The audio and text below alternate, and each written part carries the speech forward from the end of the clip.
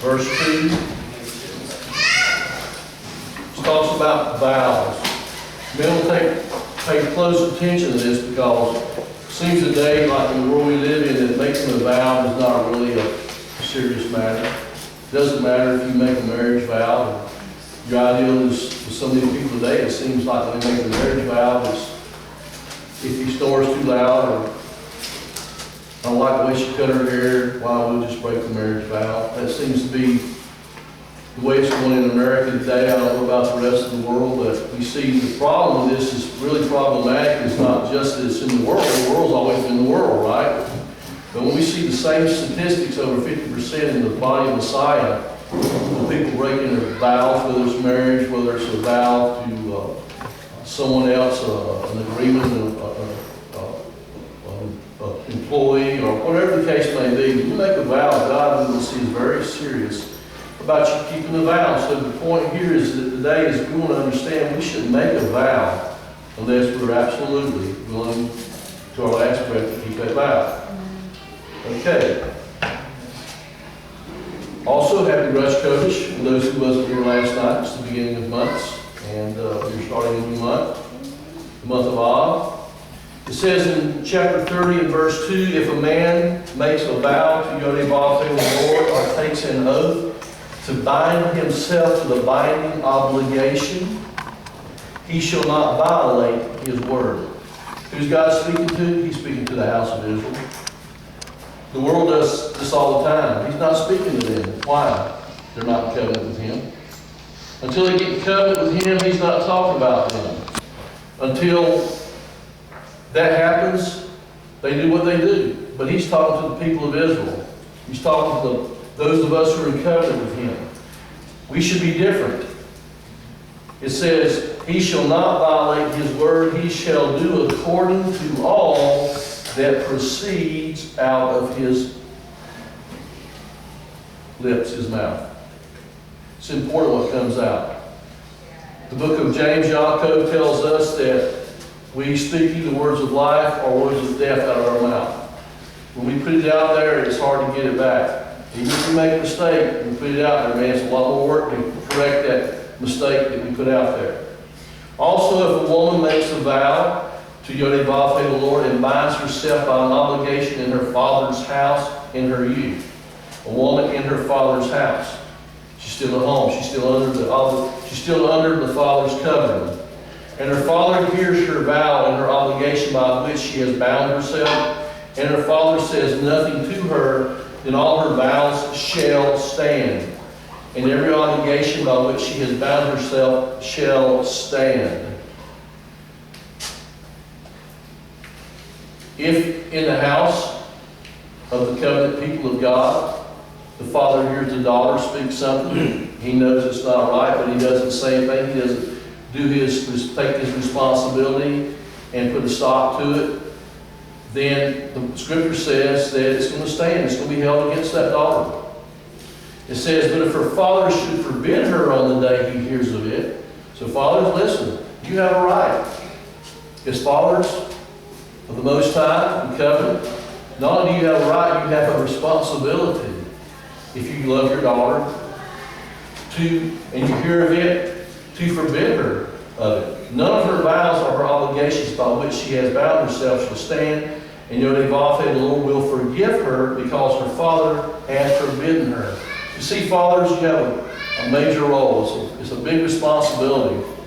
You can keep your daughter from being held to a vow that she made that was wrong when she's under your authority. You have the power to forbid that and for it to be forgiven her. So you really need to take that and use that benefit that God's given you to protect your daughter when she's making bad choices, making bad mistakes, saying things and doing things she shouldn't do.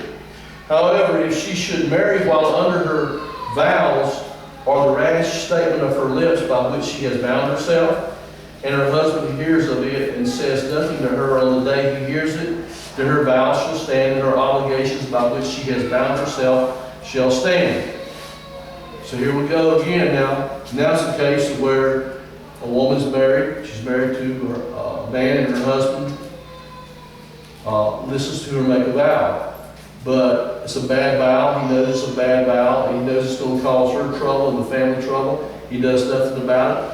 And God says, as a woman of the book, a woman of covenant, that she's going to have to answer for those vows that she's made.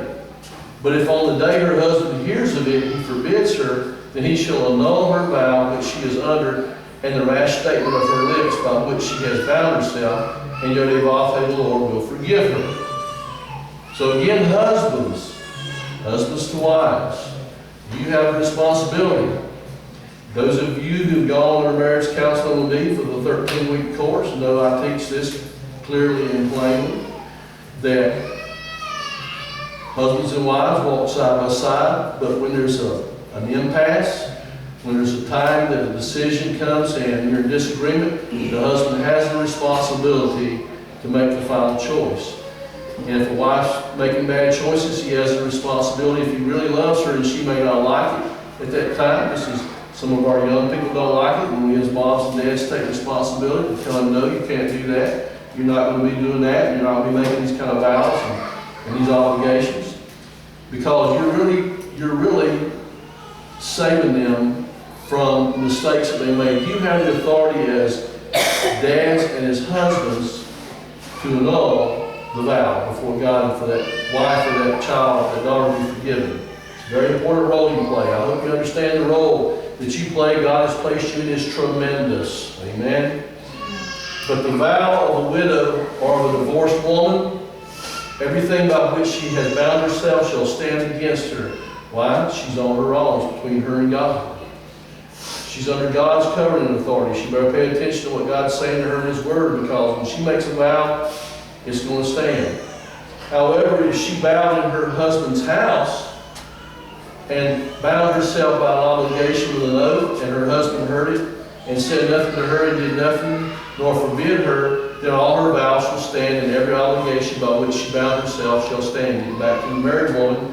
If the husband doesn't take his responsibility, knows the vow and the obligation she set forth is not good, and he says nothing and does nothing because he's afraid that he may not get supper that night.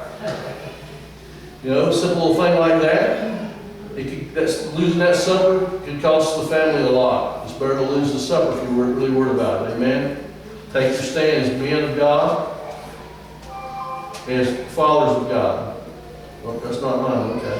You got your phone, you might want to check it. I hope that's not my wife's in the pocket with it.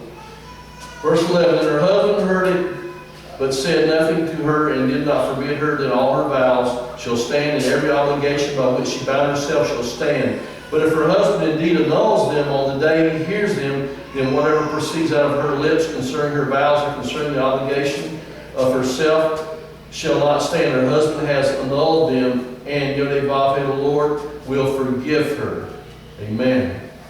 We have, under the covenant, under the operation of God's kingdom, I know today we got all these women live rights and all, they separated themselves and all that, and the laws and things. You know, when all that stuff took place and they got all these rights, ladies, I'll tell you, ladies in this country really did themselves a lot of harm, because they were really under the protection of their husband legally too, before all of these things took place.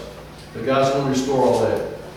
Every vow and every binding oath to humble herself, her husband may confirm it, or her husband may annul it. But if her husband indeed says nothing to her from day to day, then he confirms all her vows, all her obligations which are on her. He has confirmed them because he said nothing to her on the day he heard him. Now also pay close attention to this verse right here, because this verse goes across a wide spectrum. Not only is it talking about the husband and the wife, but let's read it again. But if her husband indeed says nothing to her day to day, he lets it ride on and on. Then he confirms all her vows and all her obligations which are on her. He has confirmed him because he said nothing to her on the day he heard him. You know, we can say, well, we don't, you know, I know that they're not over there. I know that people shouldn't be doing that. I know my son shouldn't do it, or my daughter, or my wife, or my husband, or whatever. But the man of God has great authority in the kingdom of God to keep his household in check. And when he allows things to go on day to day, says, well, I didn't say anything good or bad about it. Well, you already said something. It's what Scripture says. When you just choose not to say anything good or bad about it, you've already agreed with it. You have to say something. You have a responsibility. I have a responsibility. We know something's not right to deal with it. We need to just strap up, men, our boots real good and tight and take on our responsibilities like we're supposed to in our family. Because we need to be spiritually minded, prayerfully, for the good of our wives, our children, and it's up to us as heads of the house, as elders of the household, to take responsibility to speak out when things are not right. We cannot, when we don't say anything at all, we agree with whatever it is, good or bad. But if her husband indeed says nothing to her from day to day, then he confirms all her vows and all her obligations which are on her. He has confirmed them because he said nothing to her on the day we heard them. And we can take this into play today. We can take it into play within the synagogue. You know, as a principle, how we deal with issues that can arise within the synagogue that's not right. We're to deal with them in the godly format, in the godly way. If we do like so much of Christendom, and a lot of synagogues have done today, and we're more concerned about the rabbi or the pastor or whoever is more concerned about getting kicked out if they take a stand against somebody who's sinning and not doing right, but they give it a lot of money. Or they're afraid that the board will kick them out if they start standing for righteousness and they know there's sin going on in the midst of the leadership and they don't take a stand. You don't need to be in that position if you're a man of God or a woman of God and you're not willing to obey God at whatever cost it is. We need to stand on God's word and confirm God's word and speak God's word no matter what the situation is, because we need to remove. How many times have we read the Torah where when you act on what God said from the rotten apple, so to speak, that's in the barrel, to remove that sin from the barrel so that the rest of the barrel will remain whole. When we let sin stay in check and we don't do anything about it in leadership, in our homes, it starts in our homes. Man, it starts in our homes. If the home is well, when we come here collectively as a family, the family here is going to be well. If the homes are bad and you don't do anything about it, and all our homes start getting that way, we come here, we're just going to be here being hypocrites. And you know, to understand what the word hypocrite means is we all fall short of the glory of God. So we can't use that definition. All of us do that. But it's when we practice a known sin over and over again, we continue it, and we come here and act like we're not doing it. And we don't get right with God. That's what hypocrisy is.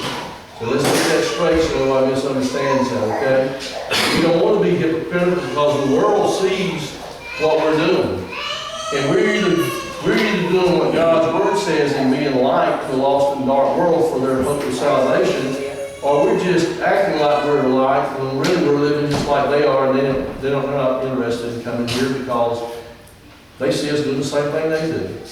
So it's important, men, again, and I'm picking on us men today because really, when it really gets down to it, God placed us as authority in our families. Amen. Amen? It's on us, men. We are the ones that are ultimately responsible. If your wife's misbehaving, you need to deal with it in a loving, kind, godly way. See if you can't work through it. That's just the bottom line. You know, children, got to hold the children accountable. Don't let the children rule the household. Verse 15. But if he indeed annuls them after he has heard them, then he shall bear her guilt. These are the statutes which Yodivah, the Lord, commanded Moshe as between a man and his wife, and as between a father and his daughter, while she is in her youth in her father's house. Chapter 31.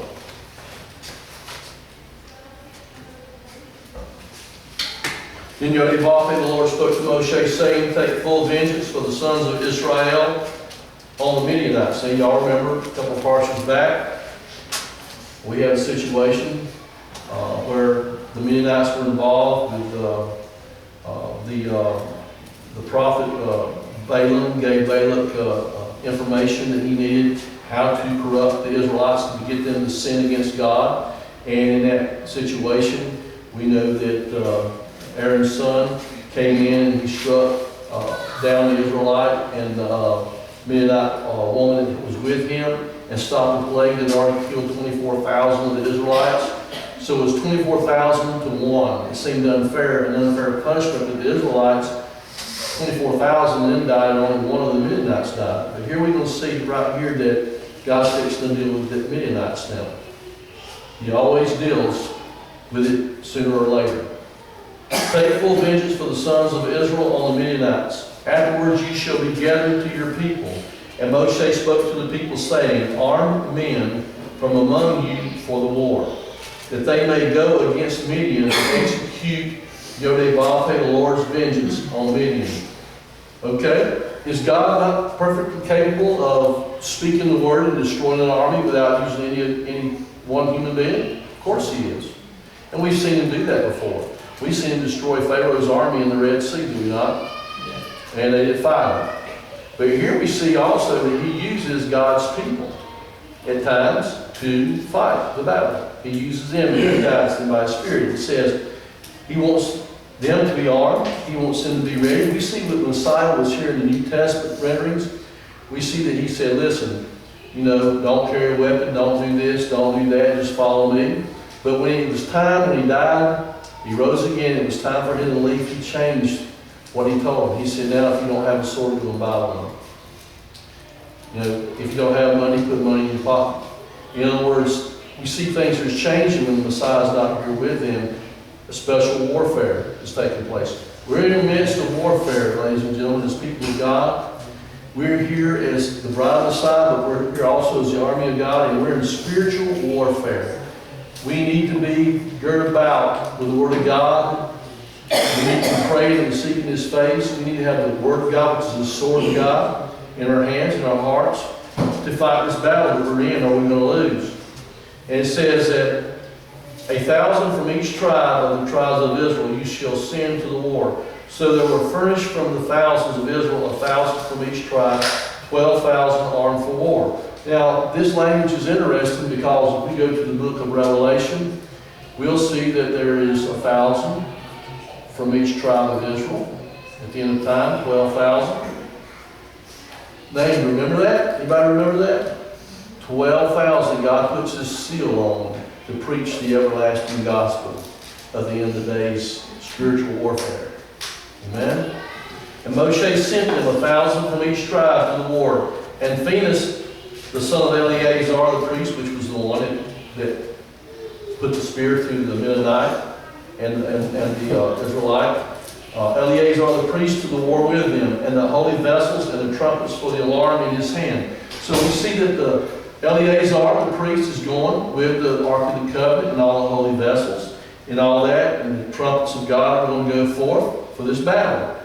We see that God is in this, and the spiritual element of warfare is going to take place. So they made war against Midian, just as Yodeh-Vav, the Lord, had commanded Moshe, and they killed every male.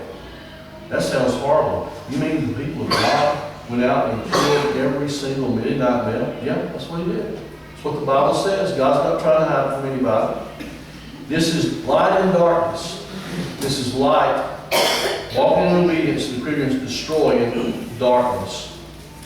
And they killed the kings of Midian along with the rest of their slain, Eva and Rechem and Zur and Hur and Reba, the 5 kings of Midian. They also killed Balaam, the son of Beor, with the sword. So who was Balaam? Balaam was the one that started all this stuff. He was a prophet that talked to Adonai the Lord.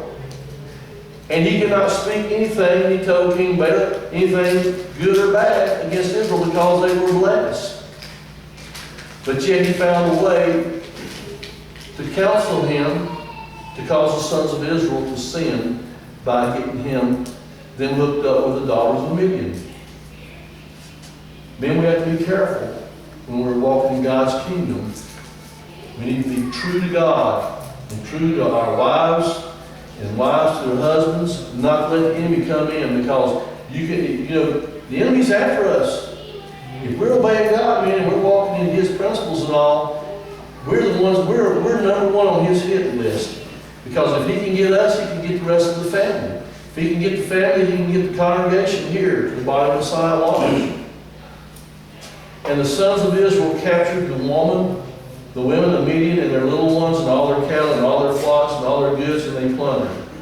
Then they burned all their cities where they lived and all their camps with fire. And they took all the spoil and all the prey, both of man and of beast. And they brought the captives and the prey and the spoil to Moshe and to Eleazar the priest and to the congregation of the sons of Israel, to the camp at the plains of Moab, which are by the Jordan opposite Jericho. And Moshe and Eleazar the priest and all the leaders of the congregation went out to meet them outside the camp. And Moshe was angry with the officers of the army. And why is he angry? The captains of thousands and the captains of hundreds who had come for service in the war. And Moshe said to them, have you spared all the women? Behold, these caused the sons of Israel through the counsel of Balaam, who just got his due, to trespass against Yodevah the Lord in the matter of Peor. So the plague was among the congregation of Yodevah.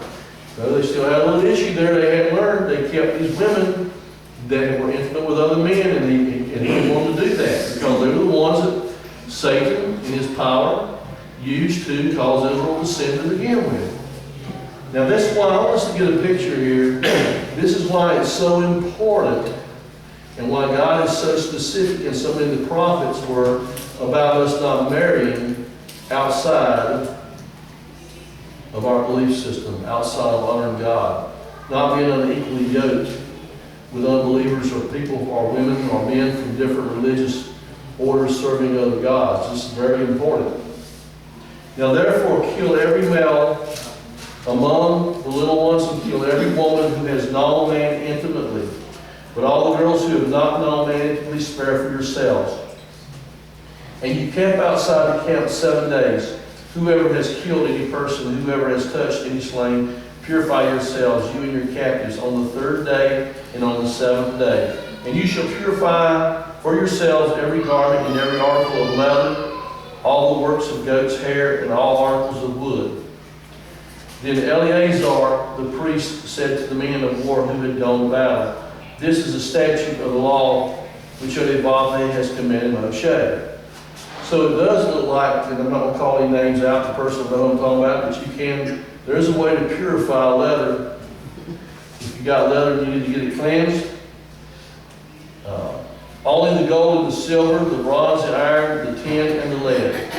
Everything that can stand the fire, you shall pass through the fire, and it shall be clean, but it shall be purified with water for impurity. But whatever cannot stand the fire shall pass through the water. And you shall wash your clothes on the 7th day and be clean, and afterwards you may enter the camp. The Creator of the universe, we see this over and over and over and over again. He is very concerned about us being clean, being pure before Him, being kadosh, holy, set apart. He said, be holy for I am holy, be kadosh for I am kadosh, or be set apart for I am set apart. If God says we can do that and we're to do it, then we can do it. You know, so He's very serious about us keeping purity within the body of Messiah. In Yodevah, the Lord spoke to Moshe, saying, you and Eleazar the priest and the heads of the fathers' households of the congregation take account of the booty that was captured. That means the things of value, of worth, both of man and of animal. Man, animal, if there's any silver, gold, whatever they had. And divide the booty between the warriors who went out to battle and all the congregation. And levy a tax for Yodevah from the men of war who went out to battle, 1 in 500 of the persons, and of the cattle, and of the donkeys, and of the sheep. Take it from their half and give it to Eleazar the priest as an offering to Yodevah the Lord. And from the sons of Israel's half you shall take 1 drawn out of every 50 of the persons of the cattle, of the donkeys, and of the sheep from the animals, and give them to the Levites who keep charge of the tabernacle of Yodevah the Lord. He had a way to provide for those people who did not work, that they spent their whole life taking care of the tabernacle and the temple and the worship and lead the people. And Moshe and Eleazar the priest did just as Yodevah the Lord had commanded Moshe. Now the booty that remained from the spoil which the men of war had plundered was 675,000 sheep. That's a few sheep, I would say. 72,000 cattle, 61,000 donkeys, and of human beings, of the women who had not known man intimately, all the persons were 32,000. And of the half, the portion of those who went out to war was as follows. The number of sheep was 337,500. And Yodibafe's levy of the sheep was 675. And the cattle were 36,000, from which Yodibafe's levy was 72. So we see the levy's not really that extravagant. And the donkeys were 30,500, from which Yodibafe's levy was 61. And the human beings were 16,000, from Yodibafe's levy was 32 persons. And Moshe gave the levy, which was Yodibafe's offering, to Eleazar the priest, just as Yodibafe had commanded Moshe. As for the sons of Israel's half, which Moshe separated from the men who had gone to war, now the congregation's half was 337,500 sheep, 36,000 cattle, 30,500 donkeys, and the human beings were 16,000. And from the sons of Israel's half, Moshe took one drawn out of every 50, both of man and animals, and gave them to the Levites who keep charge of the tabernacle, or the Mishkan, is called in Hebrew, the tabernacle, the tent of meeting of Yodibafe, just as Yodibafe the Lord had commanded Moshe. Then the officers who were over the thousands of the army, the captains of thousands and the captains of hundreds, approached Moshe. They said, Moshe, your servants have taken a census of men of war who are in our charge. And listen to this. And no man of us is missing. Wow. You know the army of God, when they do it God's way, and they go to battle, no one has to die. In this case, not one single man died in that battle. When they destroyed all the Midianites, not one single person. And we do it in our own power, in our own might, we can see that a lot of times there's a lot of casualties. So we have brought us, you know, it's interesting because it really sort of breaks my heart. I hate to think about it. But the way our nation's going, the way the leadership's going, anti-God, everything's so anti-God, I'm very concerned about any future battles we go into. We might start seeing a lot of casualties, a lot more than we've ever seen before if this nation does not get back in order. We've been blessed and protected a lot because of, first of all, our backing up of our brother Israel and a lot more of a stance for righteousness. And now it's okay, everything's okay. Abortion's okay. Pay for abortion, it's okay to have homosexuality within the military. And in fact, it's okay everywhere now. You know, Supreme Court ruling. But we know that God says it's not okay. And we might have to stand our ground, regardless. We are now the ones that are the enemy of the state, not the other way around. So we have brought as an offering to Yodibafe what each man found: articles of gold, ornaments, and bracelets, signet rings, earrings, and necklaces, to make atonement for ourselves before Yodibafe the Lord. And Moshe and Eleazar the priest took the gold from them, all kinds of wrought articles, and all the gold of the offering which they offered up to Yodibafe from the captains of thousands and the captains of hundreds was 16,750 shekels. The men of war had taken booty, every man for himself. So Moshe and Eleazar the priest took the gold from the captains of thousands, of hundreds, and brought it to the tent of meeting as a memorial for the sons of Israel before Yodibafe the Lord. They gave it willingly up as a memorial. Now, the thing here is that we see that, and we'll see this when we start Deuteronomy next week, and this scripture comes from Deuteronomy, that the wealth of the wicked is laid up for the righteous. We see right here that these unrighteous Midianites, that Israel now has all their wealth. Do we not see that clearly? God has blessed them with all their wealth. He has destroyed the enemies, and He has brought their wealth into them. We may not like this and say, well, I don't think that's fair. You know, who decides what group of people dies and who God does? Don't argue with me, argue with Him. He says if you're going to do things His way and be a part of the kingdom of God, and He's going to bless you, or you can go ahead and do things the world's way, and ultimately there's going to be consequences for the world. There's going to be consequences for the house of Israel until they get their mess cleaned up. They're going to go to war and lose a lot of men. They're going to cause plagues to come on until they repent and stand before God. It's important that we as the light of Messiah stand before God and uphold the righteousness in the world we're in today, irregardless of what the Supreme Court of the United States says, irregardless of what the local government says, irregardless of what religion is saying. We're to obey God's word and stand on His truth and on His principles no matter what. Amen. Chapter 32. Now the sons of Reuben and the sons of Gad had an exceedingly large number of livestock. So when they saw the land of Jazer and the land of Gilead, that it was indeed a place suitable for livestock, the sons of Gad and the sons of Reuben came and spoke to Moshe and to Eleazar the priest and to the leaders of the congregation, saying,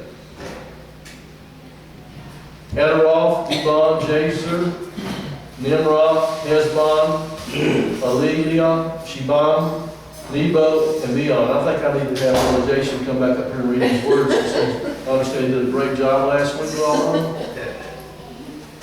The land which Shadivah the Lord conquered before the congregation of Israel is a land for livestock, and your servants have livestock. And they said, if we have found favor in your sight, let this land be given to your servants as a possession. Do not take us across the Jordan. Now, first of all, what's this all about? Y'all, I was in here last week, y'all read all that. We have a new generation. The new generation is going in to possess the land because the old generation had a lack of faith, didn't obey God, and they were destroyed in the wilderness for 40 years. And this new generation has been raised up. Well, these sons right here of Gad and Reuben got all this livestock, and they're asking the priest and Moses, look, hey, this is great. We don't really need to cross the Jordan. Can we have this land over here for our possession? Because they're going to be giving the possessions out. They're going to be divvying the land out by a lot. Oh, they're gambling. Yeah, they're doing it by a lot. You'll see that in a little bit. Okay? It says, but Moshe said to the sons of Gad and to the sons of Reuben, shall your brothers go to war while yourselves sit here? Moses wasn't happy about it at first. Now, why are you discouraging the sons of Israel from crossing over into the land which Shadivah the Lord has given them? He's questioning them. Why are you doing this? This is what your fathers did when I sent them from Kadesh Barnea to see the land. He's relating back to the ones he sent out. For when they went up to the valley of Eshcol and saw the land, they discouraged the sons of Israel so that they did not go into the land which Shadivah the Lord had given them. So Moses just recant back to them the reason why he feels the way he does.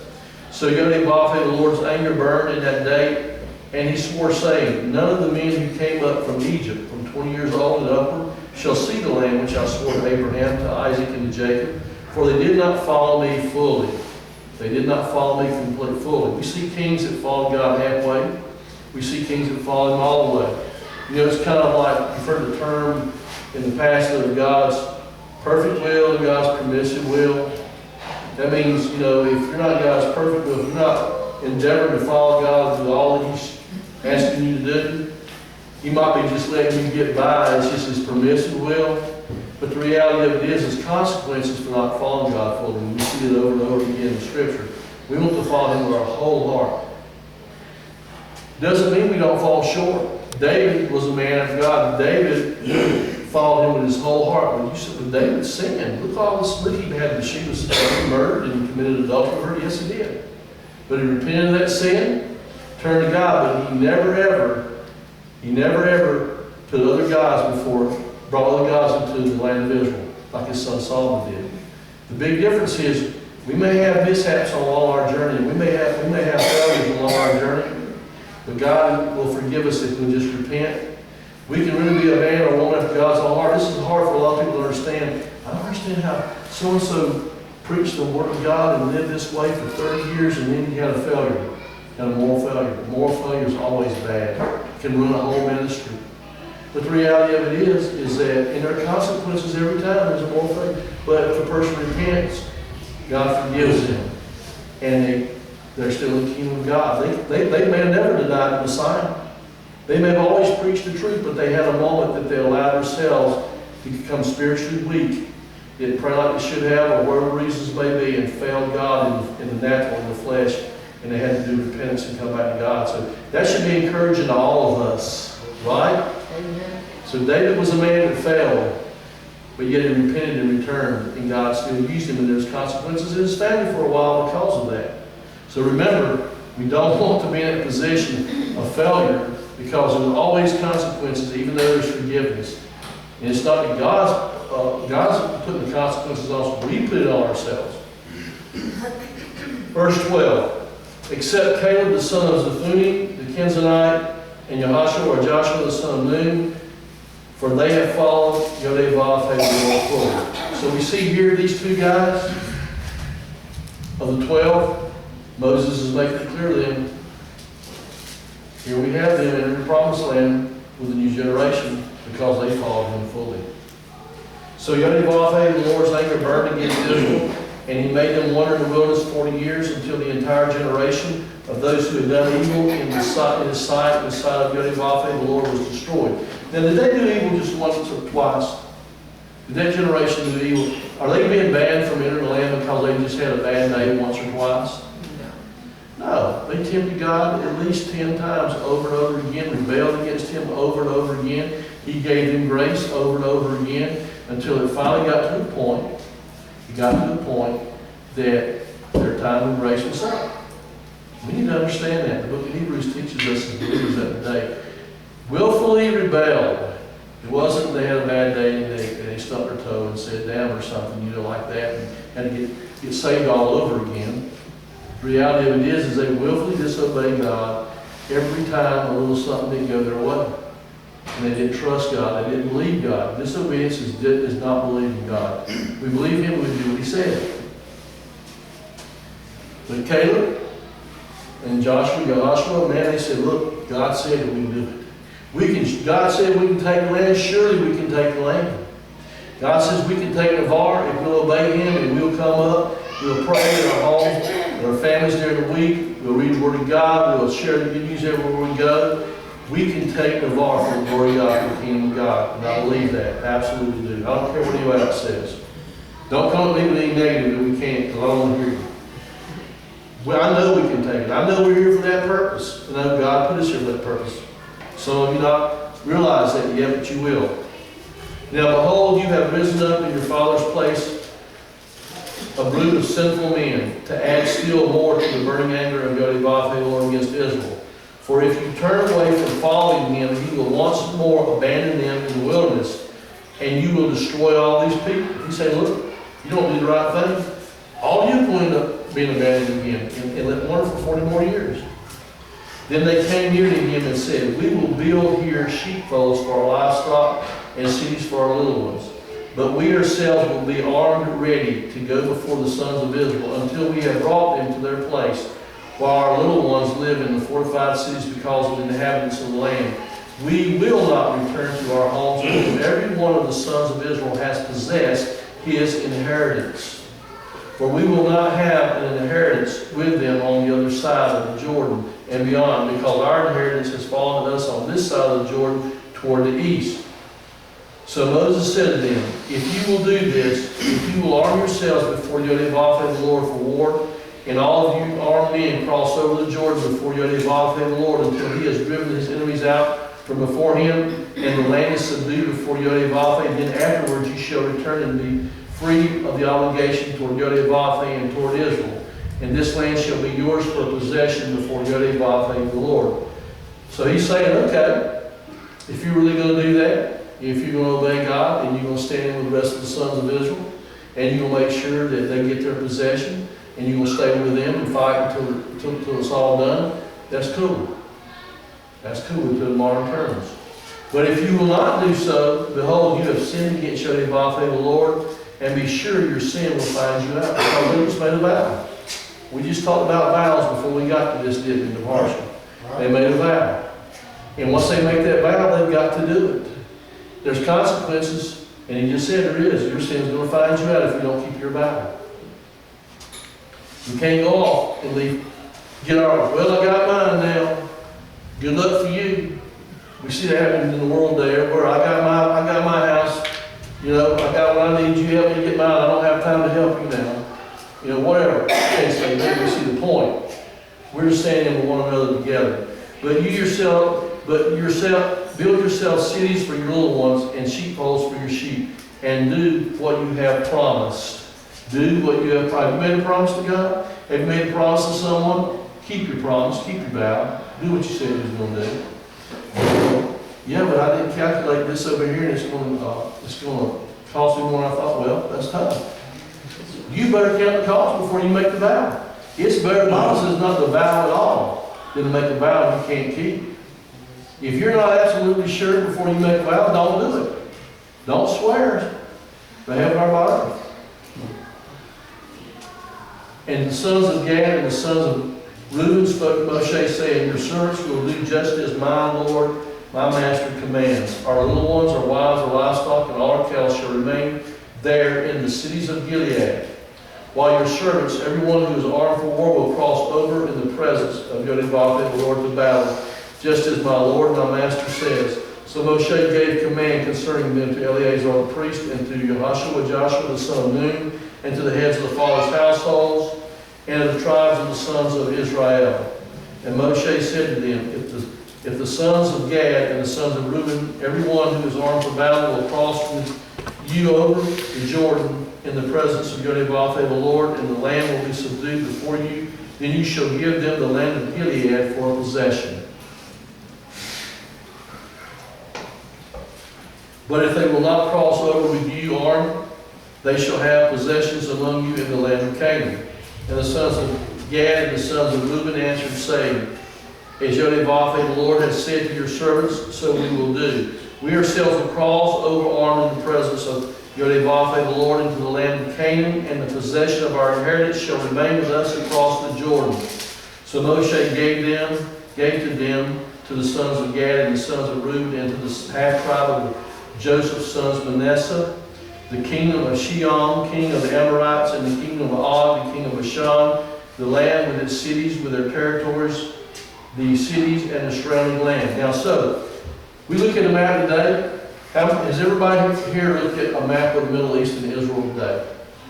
Raise your hand if you have. Let me see how many people saw it. What divides that from the land of Jordan is what? The Jordan River, right? Going down to the Dead Sea. So we see who really owns that part of Jordan, that, quote, Jordan says is theirs, is these tribes, these two tribes and a half-tribe. That belongs to the sons of Israel. And it will be theirs ultimately before it's over with. They will get it back. So that's on that side of the Jordan. I'm sure they don't like that too good if they heard us talking about it, since they want them to give them all the rest of the majority of the rest of Israel across on the other side. The land of Canaan is being called here, has been given to the sons of Israel forever. Verse 34. And the sons of Gad built Dibon and Adaroth and Arar and Adaroth, Shaphan and Jazer and Jochabiah and Beth Nimrah and Beth Haran as fortified cities and sheepfolds for sheep. And the sons of Reuben built Hezbon and Eladiah and Kiriathaim and Nebo and Baal-Meon, their names being changed, and Shibmah, and they gave other names to the cities which they built. And the sons of Machir, the son of Manasseh, went to Gilead and took it, and dispossessed the Amorites who were in it. So Moshe gave Gilead to Machir, the son of Manasseh, and he lived in it. And Jared, the son of Manasseh, went and took its towns and called them Havoth-Jarah. And Nobah went and took Kenath and its villages and called it Nobah, after his own name. This is a double portion today, so it's a little long. I don't know if we'll get through it or not today. Review of the journey from Egypt. I'm going to read a little bit of this, and then I'm going to skip by all this so that we can try to get most of this in. Chapter 33 and verse 1. These are the journeys of the sons of Israel by which they came out of the land of Egypt by their armies under the leadership of Moses and Aaron. And Moses recorded their starting places according to their journeys by the command of Yod-Heh-Vah-Vah, the Lord. And these are their journeys according to their starting places. And they journeyed from Ramses in the first month on the 15th day of the month, which we know is what?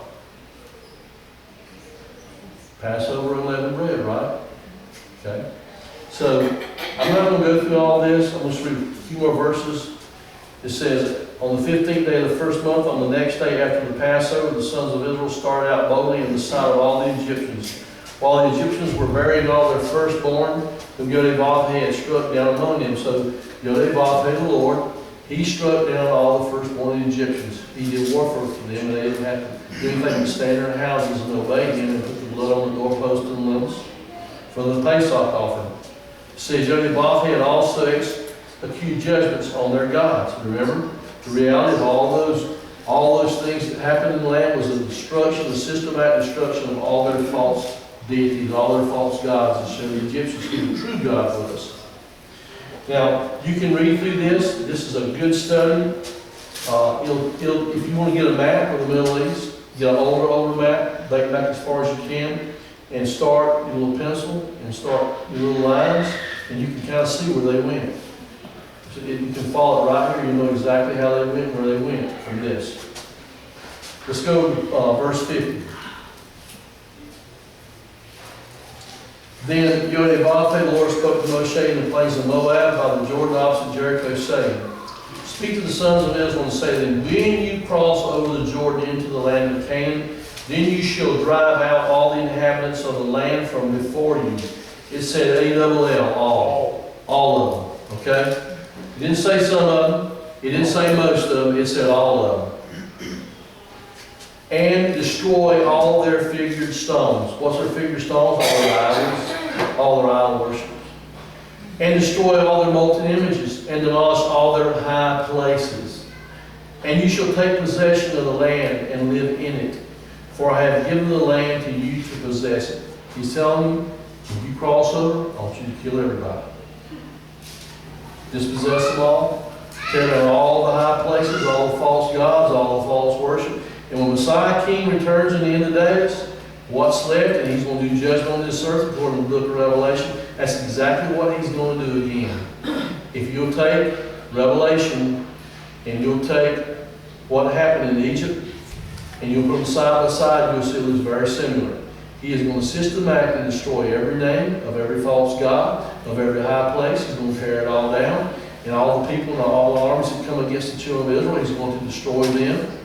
And his Bible says in the prophets, his name will be the only name, and he'll be the only one. And those who survive this great time of tribulation of the nations will go up and worship the King at Sukkot, at Tabernacles in the fall of the year, because it says if they don't, if they're in the house of Egypt or wherever house they're from, that he will put a plague on them of no rain, which means they won't be able to eat.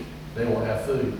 I just gave it to you real quick. It's over here and over there in the different places in the different scriptures. We're in a time we see the world becoming so much more wicked. Wickedness is abounding on every hand. The Bible said that it will be in the last days as it was in the days of Noah and in the days of Lot.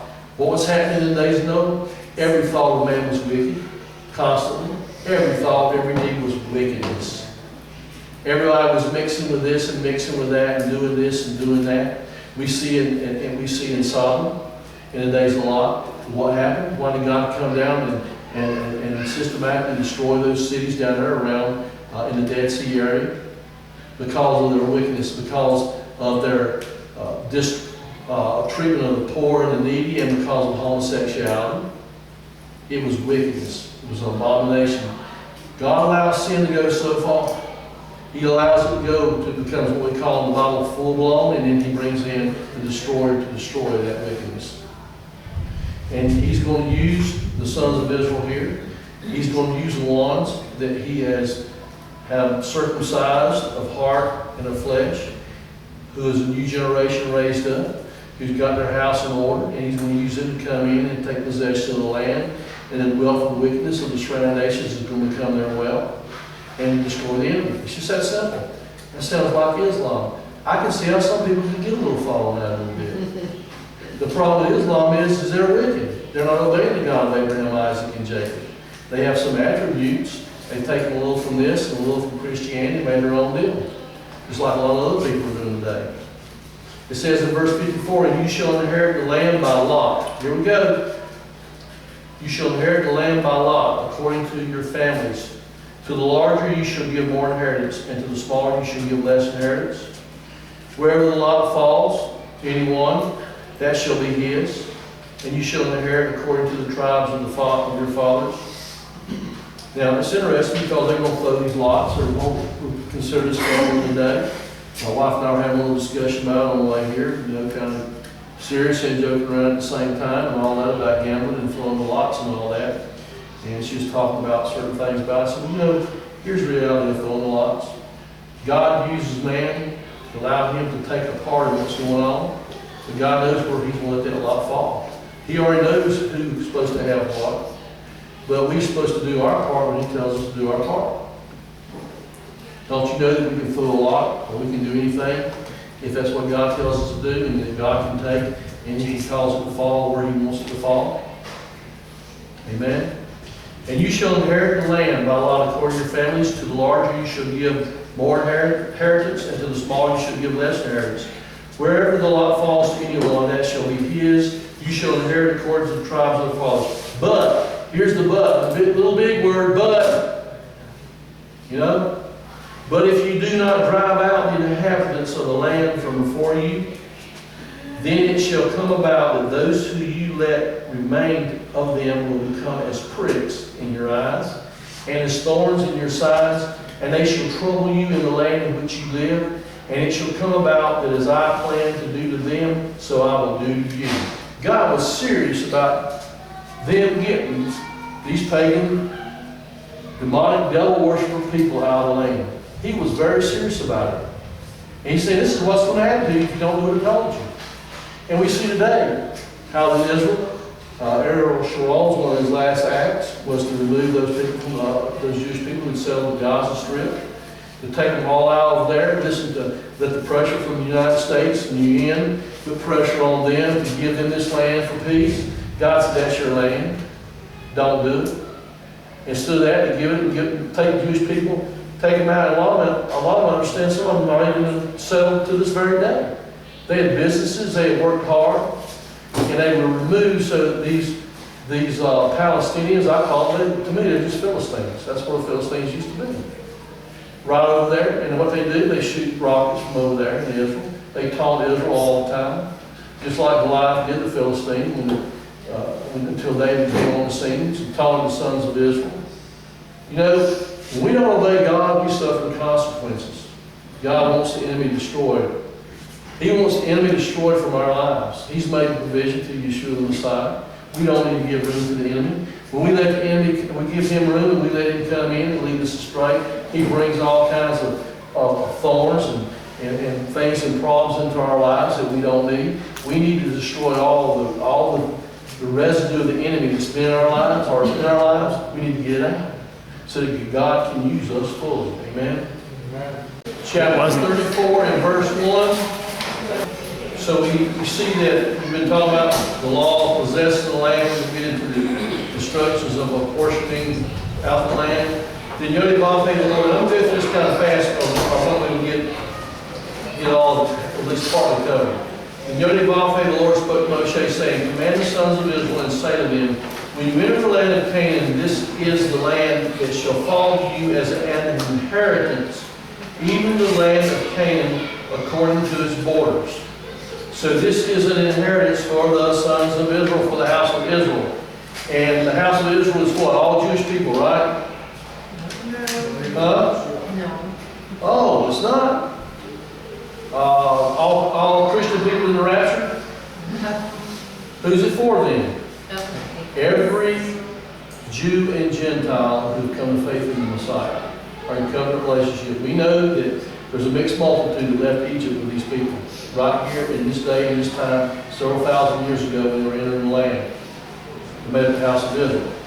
So, verse 3, I want to keep reiterating that because so many people within the church have not got this yet. And there's people in the Jewish community who want to think it's just all there too. So, we got to get this understood. Your southern sector shall extend from the wilderness of Zin. This is going to tell you where everything's at, okay? Who's got what and where it's all at and where the boundary lines are at and the whole deal. And we take time, there's no way we can do it today, but this is a 2-3 week study. Again, get out a piece of paper, get your maps out, drawing the boundaries from which tell you where they're at. You can see where all the land's at if you want to take the time to do the work. Your southern sector shall extend from the wilderness of Zin along the side of Edom, and your southern border shall extend from the end of the Salt Sea which is what we call the Dead Sea, eastward. Then your border shall turn direction from the south to the ascent of Akrabaim and continue to Zin, and its termination shall be to the south of Kadesh Barnea, and it shall reach Hazar-Adar and continue to Asmon. And the border shall turn direction from Asmon to the brook of Egypt, and its termination shall be at the sea. As the western border you shall have the great sea, that is its coastline. This shall be your west border. Of course, that's talking about the Mediterranean Sea, all up down the Mediterranean Sea. And Gaza Gaza Strip is part of that. And this shall be your north border. You shall draw your border line from the Great Sea to Mount Hor. You shall draw a line from Mount Hor to the Nebo Hamath, and the termination of the border shall be at Zedad. And the border shall proceed to Zephron, and its termination shall be at Hazar-Adim. This shall be your north border. For the eastern border you shall draw a line from Hazar-Adim to Shiphan, and the border shall go down from Shiphan to Riblah on the east side of Ain, and the border shall go down and reach the slope of the east side of the Sea of Cinnereth, or what we call the Sea of Galilee. Cinnereth, what it's talking about, Galilee, in the northern part. And the border shall go down to the Jordan, and its termination shall be at the Salt Sea. Again, the Dead Sea, Salt Sea. This shall be your land according to its borders all around. So Moshe commanded the sons of Israel, saying, this is the land you are to apportion by law among you as a possession, which Yodevah, the Lord, has commanded to give to the 9.5 tribes. So we've got to pay attention. This is the land that's all on the west side of the Jordan. Okay? For the 9.5 tribes, because the other tribes are getting on the east side of the Jordan. We just talked about that first. So you've got to take both of them and put them together. So you don't get confused that that's the whole boundary of Israel, because it's not. It's just the boundary of the 9.5 tribes on the west side of the Jordan. Then you've got the boundary lines of the other tribes on the east side of the Jordan. For the tribe of the sons of Reuben have received theirs according to their fathers' households, and the tribe of the sons of Gad according to their fathers' households, and the half tribe of Manasseh have received their possessions. So you see there's a half tribe of Manasseh that's on the east side of the Jordan, and there's the other half tribe that's on the west side of the Jordan. The 2.5 tribes have received their possession across the Jordan opposite Jericho, eastward toward the sun rising. And Yodevah, the Lord, spoke to Moshe, saying, these are the names of the men who shall apportion the land to you for inheritance. Eleazar the priest, and Joshua the son of Nun, and you shall take one leader of every tribe to apportion the land for inheritance. And these are the names of the men of the tribe of Judah. Caleb.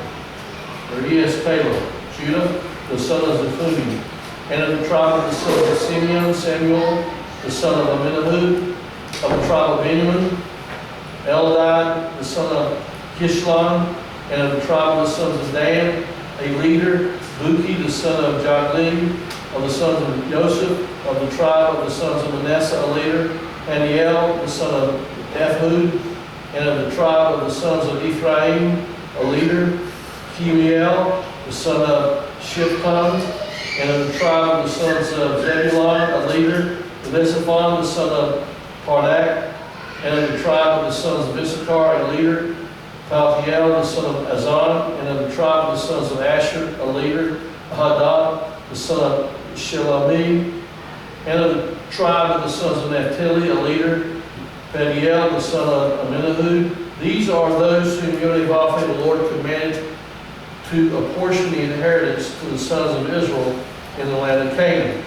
Now, again, there's a huge study here. A lot of people, it's like, oh man, that's boring. You read all these names and this and that. You know, and if you look at it from that point of view, it can be boring. But when you begin to realize that in Hebrew these names mean something, And you want to go back and you want to do due diligence and ask God to show you and help you and look up what these names mean in Hebrew, start tying all these things together. I'm going to tell you something, it'll get you on a journey that will excite you to no end. Because there's so much stuff underlined in the names and what they mean and all this that you just cannot even begin to imagine. All these names have a purpose. When the Hebrews were given a name, it meant something, not like it is today here in America. Cities of refuge, chapter 35. Now Yodhe-Vafe, the Lord spoke to Moshe in the place of Moab by the Jordan opposite Jericho, saying, command the sons of Israel that they give to the Levites from the inheritance of their possessions cities to live in. And you shall give the Levites pasture lands around the cities. And the cities shall be theirs to live in. And their pasture lands shall be for their cattle and for their herds and for their beasts. Who are the Levites? The Levites are the ones that are given charge over the tabernacle and the furnishings of the tabernacle. Has to do involve all the things that need to be in order for the priest to minister to Yodhe-Vafe, the Lord, and to the people. So they're given a certain place, things to live in. They're not given a big inheritance in the land. We see what they're given right here. And the pasture lands of the cities which you shall give the Levites shall extend from the wall of the city outward 1,000 cubits around. And you shall also measure outside the city on the east side 2,000 cubits, on the south side 2,000 cubits, on the west side 2,000 cubits, and on the north side 2,000 cubits. With the city in the center, this shall become theirs as pasture lands for the cities. You know, when we go to Revelation, we look at the New Jerusalem in the end of days, and the New Jerusalem coming down, and how it's designed, and how it's built, and where its walls are at. You get some similar language here too, how it's all laid out in proportion in the end of days. And the cities which you shall give to the Levites shall be 6 cities of refuge. The Levites, listen to this, and the cities which you shall give to the Levites shall be 6 cities of refuge, which you shall give for the manslayer to flee to. And in addition to them, you shall give 42 cities. So out of 40, there's going to be 6 of these cities that are going to be called cities of refuge that belong to the Levites. Those people who understand the workings of the tabernacle of God's ways. And it's a place where if a man killed another man accidentally, it's called a manslayer. He could run to that city. And the avenger, the blood avenger, someone killed a person's brother, the other brother could be the blood avenger. If that manslayer does not run to the city of refuge where he's protected from the brother's brother, he can kill him if he's outside that city. He can shed his blood.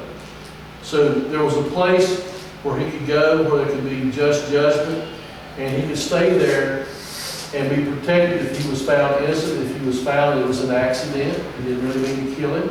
He could stay there until the high priest died, and then he could be free to go back. But if he ever left before the high priest died and his brother found him, he could kill him. So these cities were set up, and it's interesting that they were set up where the man could really go and learn God's ways. So I'm saying, the cities of refuge. And the cities with which you shall give to the Levites shall be 48 cities together with their pasture lands. As for the cities which you shall give, let me go back and say this because I left it out.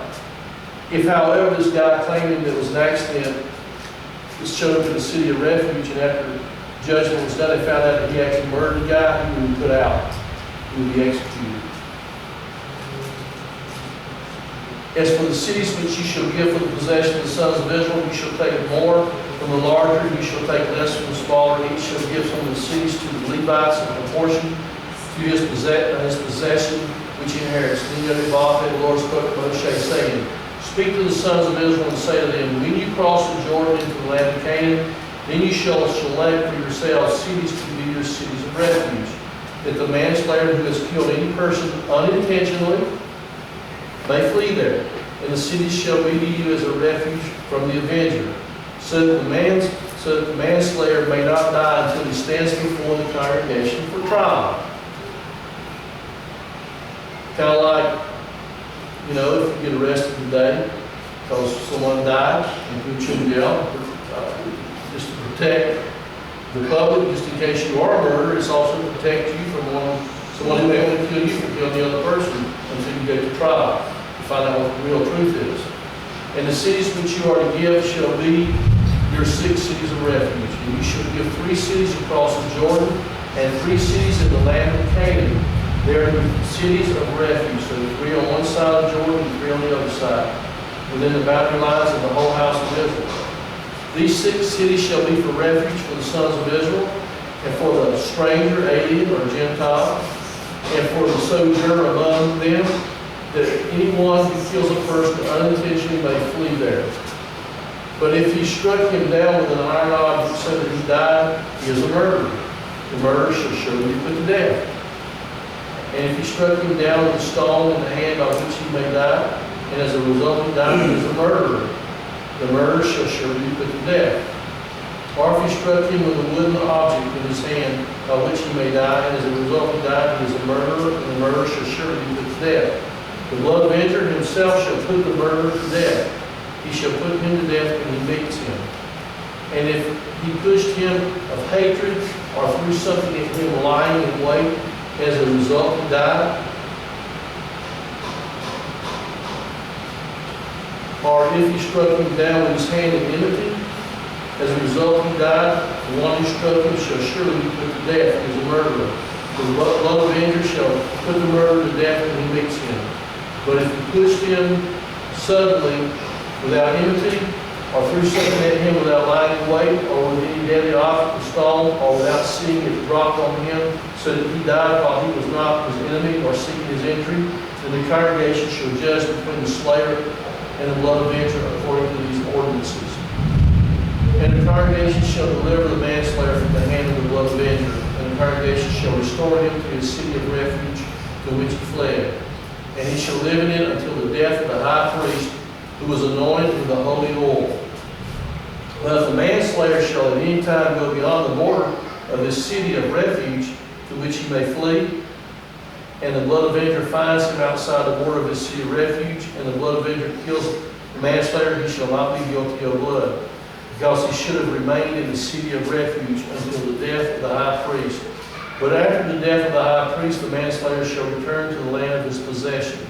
So he gets released after the death of the high priest. And these things shall be for a statutory ordinance to you throughout your generations in all your dwellings. If anyone kills a person, the murderer shall be put to death with the evidence of witnesses, plural, more than one, in the mouth of 2 or 3 witnesses. Every fact has to be established. But no person shall be put to death on the testimony of 1 witness. Moreover, you shall not take ransom for the life of a murderer who is guilty of death, but he shall surely be put to death. If we got people who are killing people, Israel, for example, knows that Palestinians or Arabs or Muslims or whatever went in and murdered some of their people. They absolutely got the evidence of it. They put them in jail, and now the UN wants them to be released. God says not to do it. In fact, God said put them to death. I mean, right away you sound kind of hard. No, I'm just telling you what God said. You know, when you let sin go unchecked, it becomes more sin. More sin and more sin. More corruption and more corruption. We have a special clause in our Constitution called the First Amendment. Congress shall pass no law to respect religion, the free exercise thereof, free speech, free press, the right to peacefully assemble and redress of grievances. We have a special clause as people of God that allows us to peacefully assemble, to write letters, to go before the Washington, and to protest peaceably all this nonsense and bad laws that they've been passing, but we haven't used it very effectively in the last about 50 years, and so now we got what we got. But we can change that. It's going to take every individual working together with others. I think, from my understanding of history, that we're the only country in the history of the world that ever had a provision in our law system like that, where we can literally come and stand out against the leadership or the judges that are making bad judgments and bad leadership and protest for a change if we would all work together. And I think there are people that are working, and I think there are more people. Maybe this situation is bad enough to wake us up. Moreover, you shall not take ransom for life of a murderer who is guilty of death, and shall surely be put to death. Does that mean a murderer cannot be forgiven? No, he can be forgiven. He can get his heart right with God. But there's usually consequences too, you know. I mean, you can get right with God before you die.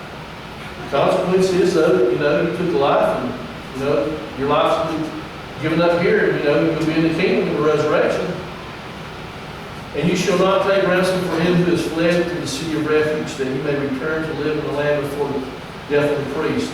So you shall not pollute the land in which you are, for blood pollutes the land. Now listen, we will pay real close attention to this verse. Because what is Yeshua? Yeshua is our expiation or our sacrifice, our blood covering for our sin. We're all guilty. We're all sinners. We're all under the curse. We're all guilty of death. We deserve death. If we got what we all deserve, we'd all be dead, right? And he took that blood that we were guilty of, and his own blood we were guilty of, for us indirectly, for the people who were there at the time directly, but nonetheless, we're all guilty.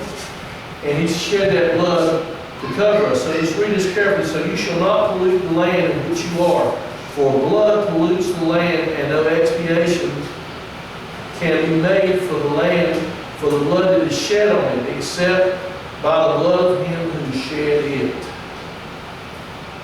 There's only one person who can do that for everybody. Otherwise, the person who murdered and shed blood, his blood had to be shed to cleanse the land. If it wasn't done, then the land become polluted. And that's why all these lands in the land of Canaan become polluted. Sin built up and the land was polluted. Murder, people killing, on until God brought Israel in. He used Israel to cleanse the land and give them a land of inheritance and to teach God's laws and His truths and the importance of this stuff. So Yeshua's blood is the only one in the fullness of time that was able to cleanse us all and to cleanse the land. If we'll obey Him, accept His blood, sacrifice, and live for Him. And you shall not defile the land in which you live, in the midst of which I dwell. For I, Yod-Heh-Vav-Heh, the Lord, am dwelling in the midst of the sons of Israel. He dwells in us, in our midst. How do we know that? He fills us with His Spirit. His Spirit's in us. He's dwelling in our midst. If His Spirit ain't in you, He's not in your midst. That's why it's important to have the Comforter, the Ruach, to live inside us, to empower us, to lead us, to guide us into all truth. Chapter 36. And the heads of the fathers' households and of the families of the sons of Gilead, the sons of Machir, the sons of Manasseh, of the families of the sons of Joseph, came near and spoke before Moshe and before the leaders, the heads of the fathers' households of the sons of Israel. And they said, Yod-Heh-Vav-Heh, the Lord commanded my Lord to give the land by lot to the sons of Israel as an inheritance. And my Lord was commanded by Yod-Heh-Vav-Heh, the Lord, to give the inheritance to Zelophehad, our brother, to his daughters. But if they married one of the sons of other tribes of the sons of Israel, their inheritance will be withdrawn from the inheritance of our fathers and will be added to the inheritance of the tribe of which they belong. Thus it will be withdrawn from our allotted inheritance. And look, that's how we are as people. They're concerned if things were not done with this intermarrying, even within the tribes, not unbiblical, but within the tribes, that they might lose the part of their inheritance. It's about, you understand, it's about that tribe's inheritance. They didn't want to lose any part of their inheritance. So we're having a discussion here about it. And when the Jubilee, it says, and when the Jubilee of the sons of Israel comes, so they're talking about the Jubilee, comes, then their inheritance will be added to the inheritance of the tribe which they belong. So their inheritance will be withdrawn from the inheritance of the tribe of our fathers. The Moshe commanded the sons of Israel according to the word of Yod-Heh-Vav-Heh, the Lord, saying, the tribe of the sons of Joseph are right in their statements. So see, they're having this discussion. They're dealing with this in a godly way. This is what Yod-Heh-Vav-Heh, the Lord, is commanding concerning the daughters of Zelophehad, saying, let them marry whom they wish, only they must marry within the family of the tribe of their fathers. So they figure out how to handle it. Thus no inheritance of the sons of Israel shall be transferred from tribe to tribe. God was it was very important to God that the land inheritance, the tribal inheritance, It was given to each tribe to remain in that tribe. And I personally believe when the Messiah returns, it's going to be the same thing. It's going to be, he knows who belongs where. We'll just have to wait and see what happens. And every daughter who comes into possession of an inheritance of any tribe of the sons of Israel shall be wife to the one of the family of the tribe of her father, so that the sons of Israel each may possess the inheritance of his fathers. Thus no inheritance shall be transferred from one tribe to another, for the tribes of the sons of Israel shall each hold his own inheritance. Just as Yod-Heh-Vah, the Lord had commanded Moshe, so the daughters of Zelophehad did. Mahlah, Tirzah, Huglah, Milcah, and Noah. The daughters of Zelophehad married their uncle's sons. They married those from the families of the sons of Manasseh, the sons of Joseph, and their inheritance remained with the tribe of the family of their fathers. These are the commandments and the ordinances which Yod-Heh-Vah commanded to the sons of Israel through Moses in the plains of Moab by the Jordan opposite Jericho. All right, let's turn quickly to Jeremiah chapter 2.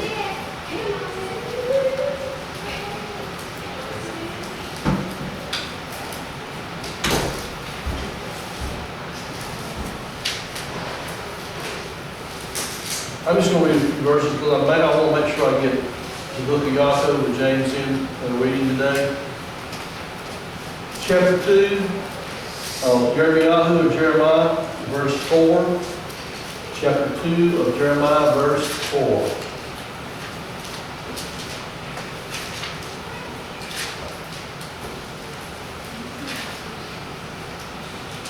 Okay, everybody got it?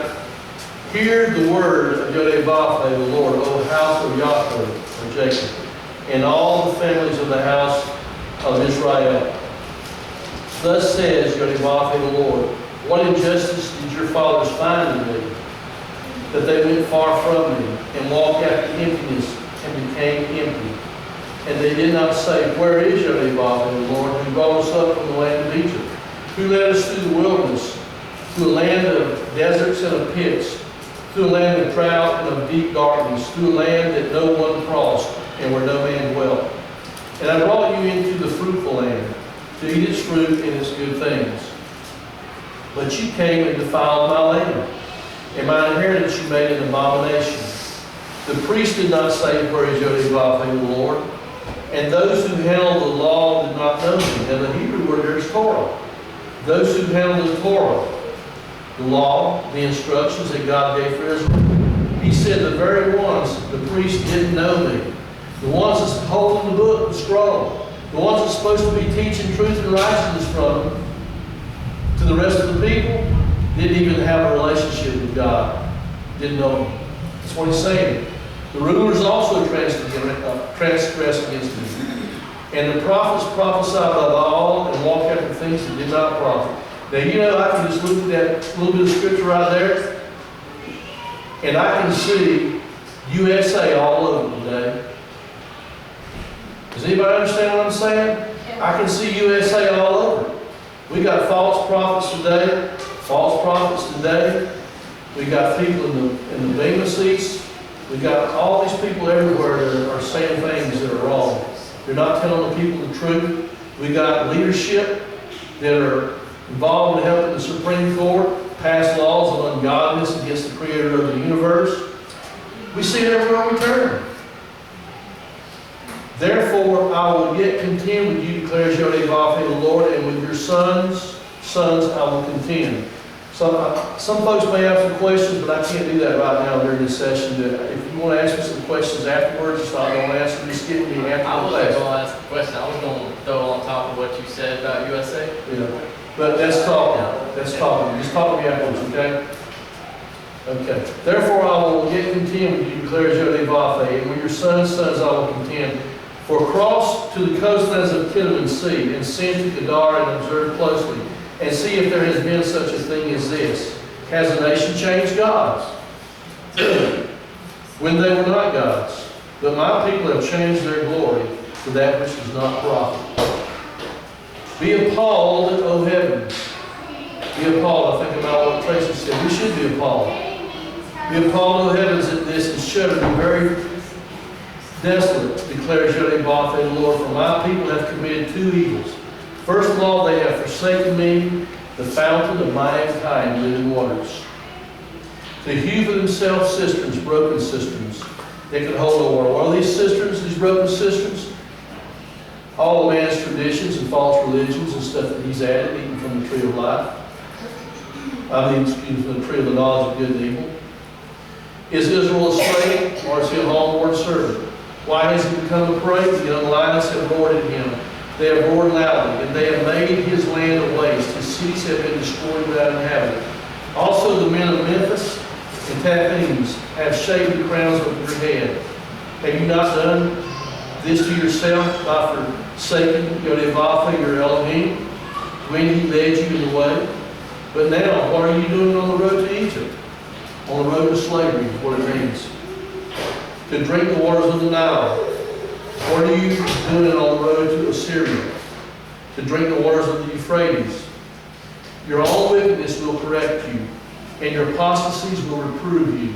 Know therefore and see that it is evil and bitter for you to forsake Yod-Heh-Vav, the Lord your God. It is bitter. In the end, when we forsake Him, we will reap the consequences of our forsaking Him, the sins that we live in, and the things that we do. Today, all surrounding us are young people. Everywhere we look, on TV, on the internet, on the web, is nothing but full of abominations everywhere. And so many are being led astray by this. If you participate in that, the end result for you will not be good. Don't let the enemy deceive you with all these things. Get yourself back, get your heart back, your mind back in God's presence through prayer, through asking Him to forgive you. Seek His face and let Him show you the way you're walking through His Word. Otherwise, all the desires and lusts of the flesh is going to lead you nowhere but down the road of destruction in the end if you don't get right before God before it's too late. He desires that you get right. And as the bread of me is in you, declares Yod-Heh-Vav, for long ago I broke your yoke. I tore off your bonds, but you said I will not serve. For on every high hill and in every green tree you have laid down as a harlot. Who's he talking to again? The house of Israel. God's people. Called by His name. He said, my people who are called by my name will humble themselves and pray and seek my face and do teshuvah, repent of their sins, and then I will hear you again. Right now, for the people that are called by His name who are living a life of hypocrisy and sin, you can pray all you want to pray. You can pray 24 hours a day, but if you hadn't truly repented of your sins and you're turning your heart, He's not hearing you. He will not hear me if we don't repent of our sins. We have to stay in union with Him on a daily basis through prayer, and when we fall short, asking for forgiveness. You cannot practice and live a lie and think that you're going to make it in because you said a few words at an altar somewhere or because somebody laid hands on you and prayed for you. Your relationship with God is an everyday, permanent relationship. When you fall short, you know it. The Holy Spirit's in your life. You're going to know it, and you're going to ask for forgiveness of your sins. If you don't, and you keep doing it, and you keep doing it, and you keep doing it, and you don't return, after a while you go to the place of no return. Yet I planted you a choice vine, a completely faithful seed. How many of you turned aside before me into the degenerate shoots of a foreign vine? Although you wash yourself with lye and use much soap, the stain of your iniquity is before me, declares Yod-Heh-Vav, the Lord. In other words, we can clean up on the outside. We can buy the finest suit and nicest dresses, and put on the best perfume, and all those kind of things. We can do all those kind of things. But if our heart's not right, all we're doing is looking good on the outside. What does He desire first and foremost? A circumcised heart. Circumcision of the flesh, getting the flesh right, without the heart being right, is of no value. That will come if the heart is right. How can I say I am not defiled? I have not gone after the Baals, the false gods. Look at your way in the valley. Know what you have done. You are a swift young camel entangling her ways, a wild donkey, accustomed to the wilderness, that sniffs the wind in her passion in the time of her heat. Who can turn her away? All who seek her will not become weary. In her mouth they will find her. Keep your feet from being unshod and your throat from thirst. But you said, it is hopeless. No, for I have loved strangers, and after them I will walk. As the thief is shamed when he is discovered, so the house of Israel is shamed. Their kings and their princes, and their priests and their prophets, who say to a tree, you are my father, and to a stone, you gave me birth. For they have turned their back to me, and not their face. But in the time of their trouble they will say, arise and save us. But where are your gods, which you made for yourselves? Let them arise if they can save you in the time of your trouble. For according to the number of your cities are your gods, O Judah. We say, well, we don't have gods, we don't have statues of Buddha in our houses, and we don't have this statue and that statue, but we got other statues. We have statues of lust, of pride, of arrogance, of disobedience. All these things are still idols. We have to get rid of all of them. We have to let God take all of them. Let's turn to the book of James, chapter 4. This may seem like a hard message today to the body of Messiah, but it is the Parsha. I did not choose it, God chose it. I am His messenger. Amen. And I would think that for me and all of us, we should take serious note of this and do our due diligence before the Father today when we pray. James chapter 4, verse 1. What are the source of quarrels and conflicts among you? Is not the source your pleasures that wage war in your members? You lust and do not have, so you commit murder. And murder can be other things besides physically killing someone. You murder with your mouth. You say horrible things with son or rob out. That's murder of a person's character. And you are envious and cannot obtain. So you fight and quarrel. Well, I don't have what he's got. I think I deserve this. After all, the TV commercial said that I deserve this. Mama, Daddy, why don't you provide this for me? Honey, why don't you get this for me? Wife, why don't you do this? Why don't you get this for me? On and on and on. And you are envious and cannot obtain, so you fight and quarrel. You have not because you do not ask. Number one. Number two, you ask and do not receive because you ask with the wrong motives, so that you may spend it on the wrong pleasures. There's two issues here. We don't have because we don't ask appropriately, and then we ask and we don't have because we ask for the wrong reasons. You adulteresses, do you not know that friendship with the world is hostility toward God? Who's he called adulteresses? He's not talking to James. He's talking to the body of Messiah. Those of us who are putting other gods before God. We're committing spiritual adultery. Don't you know that friendship with the world, listen, young people, I want y'all to quit talking and pay attention up here to me. If you're talking to each other, you don't know what, you don't let y'all get up here in a minute and tell us what you want us to know. It's more important what I'm talking about. Okay? You adulteresses, you do not know that friendship with the world is hostility toward God. Therefore, whoever wishes to be a friend of the world makes himself an enemy of God. Or do you think that Scripture speaks to no purpose? He jealously desires the Spirit which He has made to dwell in us. But He gives us a greater grace. Therefore it says, God is opposed to the proud, but gives grace to the humble. Submit therefore to God, resist the devil, and He will flee from you. God said it, I didn't say it. He said if we'll submit ourselves to Him, if we'll just resist the enemy, then He'll flee from us. That's a promise to us. If we'll resist. Sometimes it's hard, but we have to resist. Draw near to God, and He will draw near to you. Are we drawing near to Him? Are we praying? Are we seeking? Are we asking Him to help us where we have needs, where we're weak? He said if we'll draw near to Him, He'll draw near to us. It's a promise. Cleanse your hands, you sinners, and purify your hearts, you double-minded. Be miserable and mourn and weep. Let your laughter be turned into mourning and your joy to gloom. Humble yourselves in the presence of our Lord, and He will exalt you.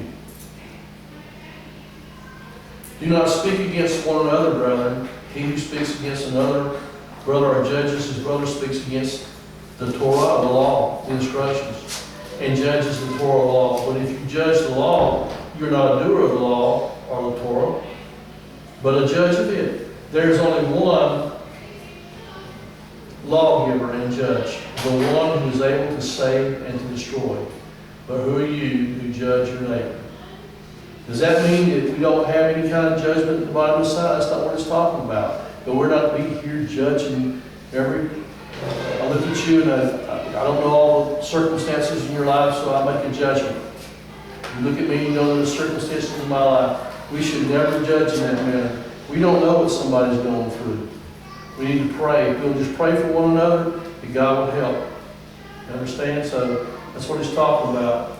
And we're certainly never judge the world. God judges the world. Any kind of judgment at all is reserved in the body of the side to keep our body in order so that we can be in unity together, loving and caring for one another.